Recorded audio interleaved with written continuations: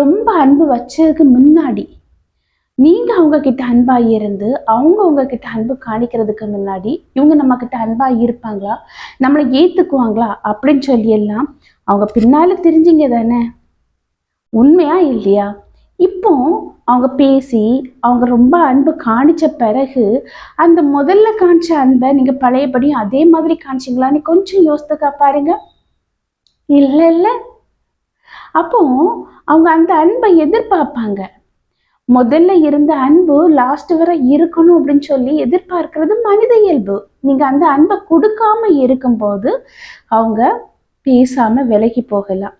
ஒரு உறவு உங்களை சுத்தி சுத்தி சுத்தி சுத்தி வருதுன்னா அவங்களுக்கு அன்பு காணிக்கையோ பேசவோ வேற ஆள் இல்லை அப்படின்னு இல்லைங்க. அவங்க உங்ககிட்ட தான் எல்லாமே ஷேர் பண்ண விரும்புறாங்க.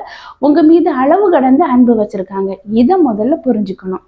நீங்க இம்பார்ட்டண்டே கொடுக்காம அலட்சியப்படுத்தும் போது அந்த உறவு எவ்வளோக்கு எவ்வளோ நெருங்கி வருமோ அவ்வளோக்கு அவ்வளோ விலகி போகக்கூடிய சான்ஸ் இருக்கு. அதனால உண்மையா ஒரு உறவு உங்ககிட்ட இருந்துன்னா நீங்க அவங்களுக்கு முக்கியத்துவம் கொடுங்க, டைம் ஒதுக்குங்க.